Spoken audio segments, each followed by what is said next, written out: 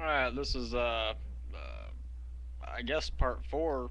We'll just call this the overtime edition to my response to this Kenny dude from Baltimore, Maryland, saying he hates Obama and the few different ways he likes to express that. Um, First, I'd like to say if this is someone just tuning in, hasn't seen this guy's video, part four of his I Hate Obama, or if you haven't seen any of mine, um, I first must inform you the man I am talking about is indeed a racist. And if you have any questions whatsoever to that, browse his videos, and uh, I'm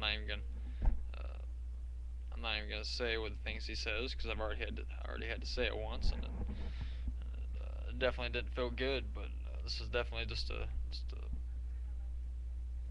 I don't know, maybe just a lost soul.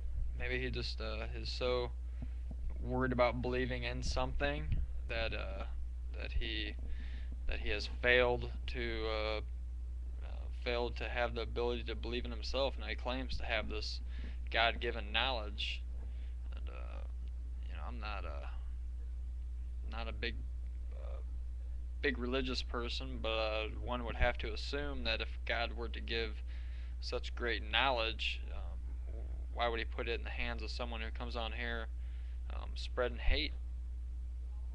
And that's just a big one. This is one of the symptoms of the bigger problem of America today is that people are filled with so much hatred towards their own fellow countrymen that they don't get the big picture. The big picture being that the problems that our country currently has, whether it be economy, foreign policy, that shit is bigger than any of us people coming on here and speaking our minds. It's way bigger. You can't. Don't even put yourself in the same room with them people, and don't come on here and say you are a voice. All right, Kenny, because you yourself is a voice. You know there is voice coming out of your mouth, but you are not the voice. I am not the voice. You know the closest thing I could think that could come to any voice of one country is who they elected fucking president. All right, it's quite obvious, and that's the pure brilliance of a democratic society. It really hasn't failed us in the past. Definitely not as much as your best buddy capitalism has, which is basically in the last 10 years um, has basically fucking ass raped the U.S. citizens dry, sideways, no lube, and we're just as basic citizens, we're not in a position to do anything other than take it. Take it and whatever. But now, thankfully, thank freaking God that the tables have finally turned, and the things that you supposedly call you probably would say he was the greatest president, George W. Bush. I'm so thankful that shit is so past.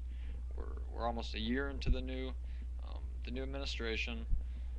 I can see it here in my own neighborhood. Things are really turning up. There's I live in the Midwest, northern Indiana, and which is the manufacturing homes and RVs. It's the heart of the country. That's the main manufacturing for those products is in the Midwest, in Indiana mainly. And when we were hit with the recession, when the market somewhat collapsed last year, that hit us big. I mean, this town turned in a town that provides probably 60-70% of the manufacturing.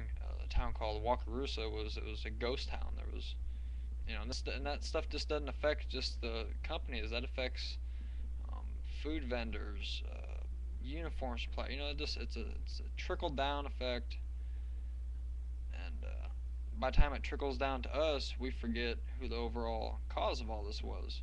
And I'm just here to remind you it was Bush. Alright? I'm really curious to see how many people really oppose me on this. If I definitely encourage you can text, comment, video response. I mean, if there's people really out there that really hate this president so much, then why aren't more of them coming out and saying it? All right. So if you do have the balls to say you fucking hate the president, or hate him because he's black, or hate him because you claim him to be a socialist, or you hate him because he came from a normal family and worked his ass off to get through college and worked his own way into government office, then yeah, come up here and then oppose me. But I really don't see your whole Obama hater movement going too far. So personally, I'm not too worried about it. I don't think it's going to affect the neither the job he's doing or when he's reelected in 2012. Um, it's just you would think it would make more sense that if there's a majority group of people who are wanting to move on, and yeah, we're wanting to change because that's just what we need. And yeah, I said it. I said change. Oh my god. I know you fucking Republicans just hate the word change, and not just because Obama said it, because you guys literally don't want to change shit. All right, I mean, and you're not even. It's not even like you're shy about it. It's not even like you don't disagree with us when we say you just want to continue Bush's policies, and you're like, yeah, let's continue his policies. Like that's not just gonna bring our country down even more. Uh, it's I'm gonna keep this fourth part short as I can, because I'm sure there's someone out there just like tell this guy to shut the fuck up. But I really do apologize when I hop on my YouTube here at home and I see some filth like this on there. I can't help but speak my mind on it, and I could talk shit to this guy all fucking night. I could literally come on, I really don't have the time for it, and I do have a life outside of this little box that you're looking into. So, um, yeah, there, Kenny from Baltimore, you're a fucking pudwhacker. Um, I guess if I can sum up all your videos and everything you stand for into one sentence is, I feel sorry for you. That's about it.